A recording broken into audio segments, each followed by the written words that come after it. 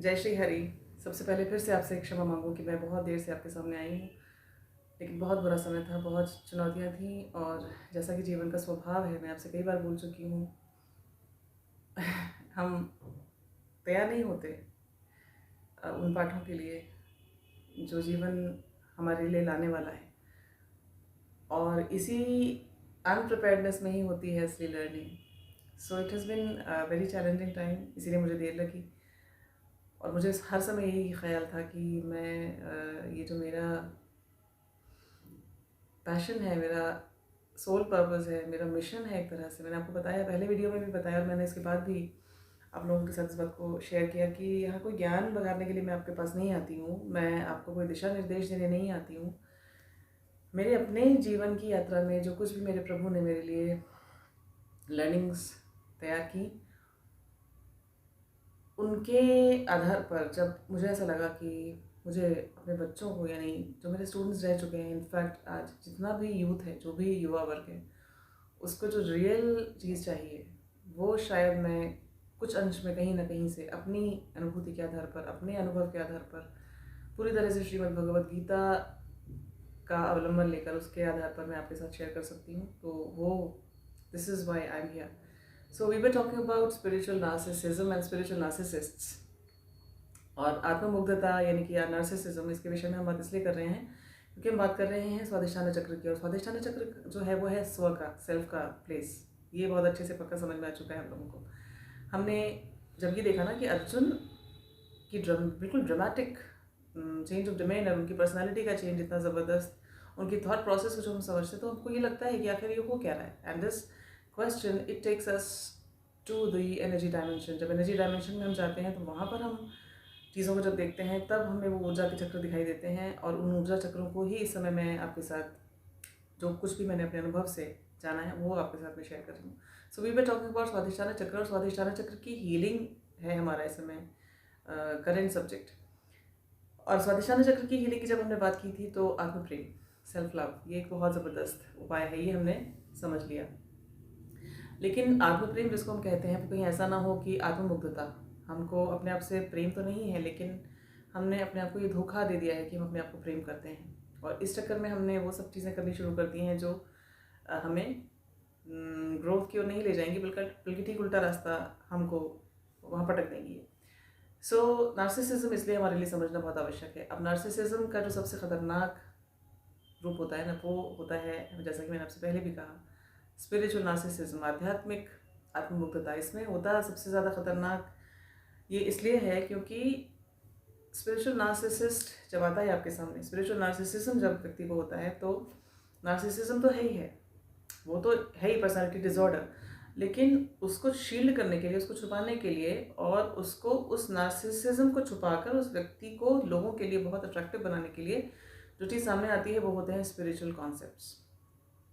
Spiritual narcissist को spiritual concepts के विषय में पढ़ लिख के बड़ा ज्ञान होता है। ऐसा हो सकता है कि इसको एक छोटे मोटे कुछ एक्सपीरियंसेस हुए हों, परंतु चीफली वही मानता है कि मैंने वो पा लिया है। I know everything and I know the absolute. जो अन्य लोगों को नहीं पता वो चीज़ मुझे पता है। और इसी चक्कर में जितने इतने सारे जो संप्रदाय हमारी कम्युनिटी में है ना, आपको शायद बुरा लगे, लेकिन मैं आपको अपने अनुभव से बता रही हूँ, ये इसीलिए है।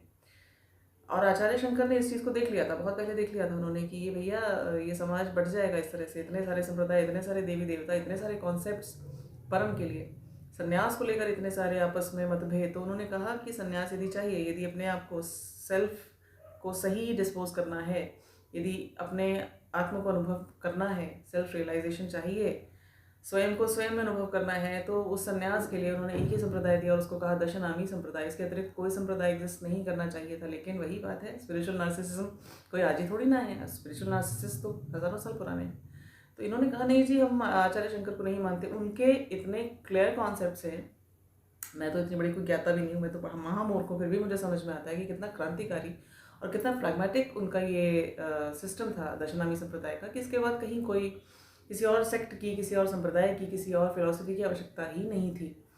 परंतु क्या किया जाए, स्पिरिचुअल नार्सिसिज्म का वो लेकर अपने अपने संप्रदाय चले आए हैं। ईश्वर को लेकर इतने ज़बरदस्त, इतने भयानक कॉन्सेप्ट्स हैं।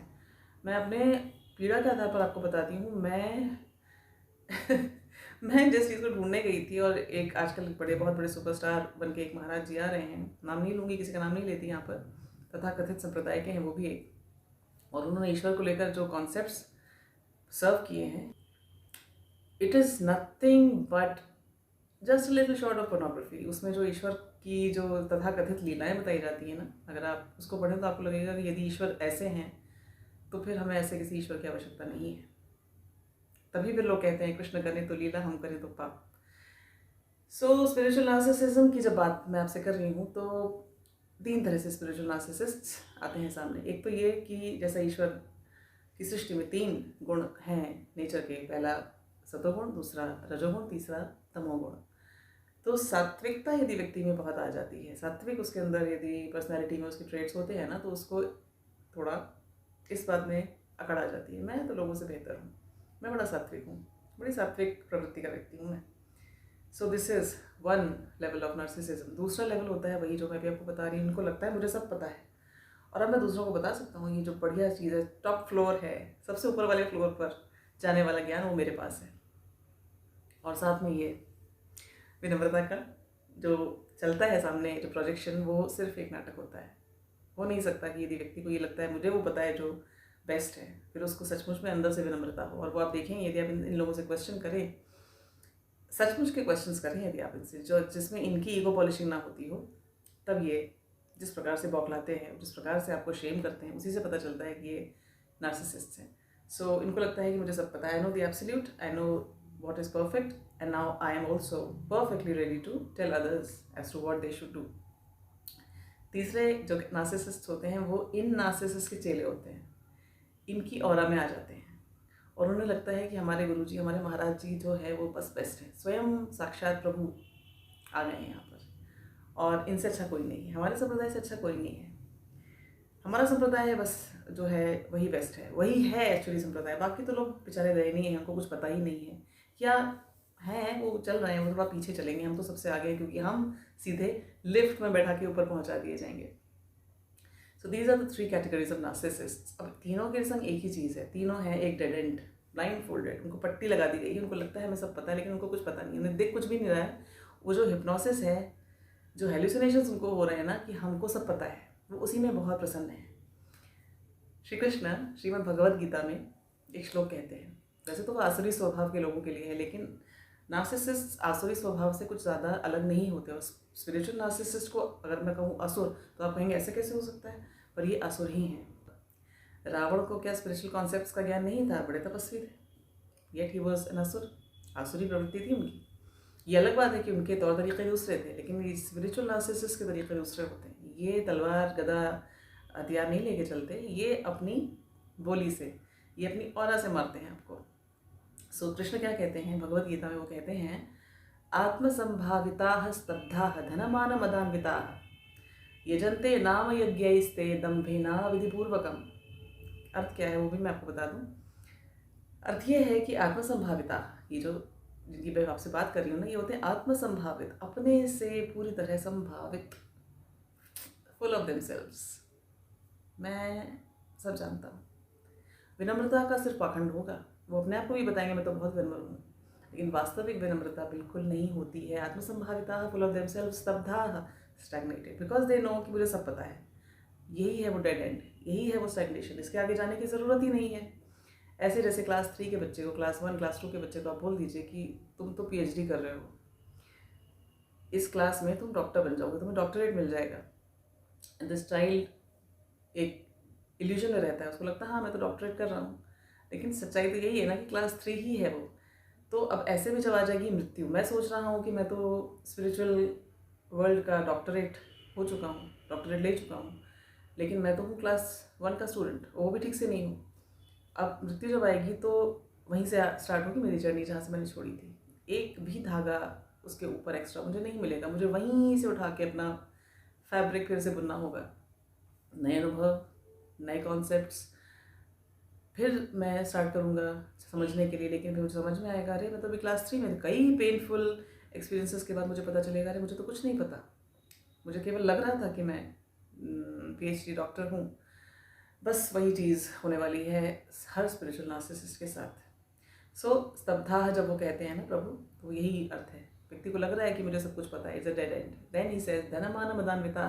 यदि व्यक्ति ये कहता है कि मुझे वो पता है जो बेस्ट है, यदि मुझे पता है वो जो परफेक्ट है, फिर कैसे पॉसिबल है कि उसके अंदर मद ना हो? वो जो हेडी फीलिंग होती है ये कि मुझे तो सब कुछ आता है, मैं औरों से श्रेष्ठ हूँ, ये जो है ना, ये बार बार याद रखिएगा, ये विनम्रता का परिचायक बिल्कुल भी नहीं है। क्योंकि यदि विनम्रता हो तो व्यक्ति ये कभी नहीं कहेगा कि ये बेस्ट चीज़ है या ये टॉप फ्लोर पर लेकर जाएगी।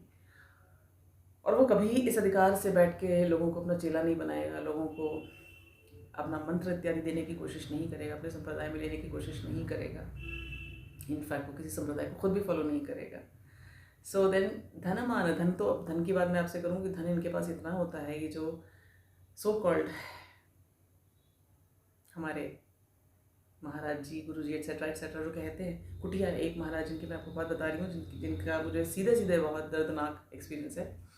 तो इन्होंने ये प्रचारित कर रखा था, ऐसे बोलते थे कुटिया कुटिया करके बोलते थे अपने रहने के स्थान के लिए। फिर मैंने जब उनकी कुटिया देखी तो मैंने ये सोचा मन में कि भारत में इतने लोग जो गरीब हैं बेचारे, जो गरीबी रेखा के नीचे भी हैं अभी तक, तो यदि उनको भी ऐसी एक कुटिया मिल जाए तो क्या ही आनंद हो।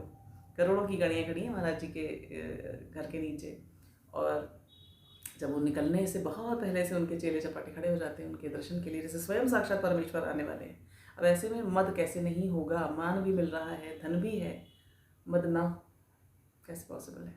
वो कहें कुछ भी, ये तो प्रभु की कृपा है, मैं तो कुछ नहीं करता या मैं तो कुछ नहीं करती, लेकिन ये अंदर से ये तो आ ही रहा है ना कि प्रभु ने कृपा की है मुझ पर। ये इतने सारे लोग, और बड़े ठसके से वो बोलते हैं ये लोग कि मैंने किसी से कुछ मांगा नहीं, लोग अपने आप देते हैं। सो दिस इज मद, दिस इज इंटॉक्सिकेशन, ये श्री कृष्ण बोलते हैं। फिर उसके आगे वो कहते हैं यजंते नाम यज्ञस्ते, नाम यज्ञ ही, नाम यज्ञ केवल नाम मात्र का उनका यज्ञ। यज्ञ व्हाट इज यज्ञ? यज्ञ is anything, any enterprise which is taken up for the larger good. लोगों के बड़े स्तर के भले के लिए जो भी प्रोजेक्ट उठाया जाए वो यज्ञ होता है। और हमारा जो सृष्टा है, हमारा जो परमेश्वर है, वो स्वयं सबसे बड़ा यज्ञ करता है। तो यज्ञ जो ये करने का नाटक करते हैं ना ये लोग, दैट इज ओनली नाम यज्ञ। प्रभु के अनुसार केवल नाम यज्ञ का यजन करते हैं ये लोग, और दम्भेन, दम्भ के साथ। दम्भ तो है ही है, ये स्पिरिचुअल नार्सिसिज्म इज दम्भ। They believe themselves to be something which they are not. अविधिपूर्वकम सृष्टा जिस तरह से यज्ञ करता है, सृष्टा जो है, सृष्टा ने जो सही रास्ता दे रखा है उससे अलग हटके इन्होंने अपनी ही विधियाँ बनाई हुई हैं, अपने ही कॉन्सेप्ट्स बनाए हुए हैं। अजीब अजीब सी बदसूरत खिचड़ियाँ हैं, बहुत ही अजीब अजीब कॉन्सेप्ट्स हैं, और उसके साथ ये लोग नाम मात्र के लिए, कहने के लिए पब्लिक वेलफेयर का काम कर रहे हैं। पर बेसिकली ये हमें वही कर रहे हैं, क्लास 1 के स्टूडेंट को धोखा दे रहे हैं कि तुम बहुत बड़े डॉक्टर बनने वाले हो। So when we realise this, we also understand that we are in real danger. मैं जो आपसे कहने वाली हूँ बस ये कि प्लीज़ किसी को अपना गुरु मत मानिए। ये वो समय नहीं है जब हमें बाज़ारों में घूमते हुए सड़कों पर ऐड लगाकर, यूट्यूब चैनल चलाकर ज्ञान देने वाले, रास्ता दिखाने वाले गुरु मिलेंगे। आए थे आचार्य शंकर, उन्होंने ये सब कुछ समझकर एक संप्रदाय बनाया था, उसके बाद किसी संप्रदाय की आवश्यकता ही नहीं थी। लेकिन नार्सिसिस्ट जो होते हैं ना, ये किसी की श्रेष्ठता को स्वीकार नहीं करते, ये किसी के ऑर्डर को स्वीकार नहीं करते।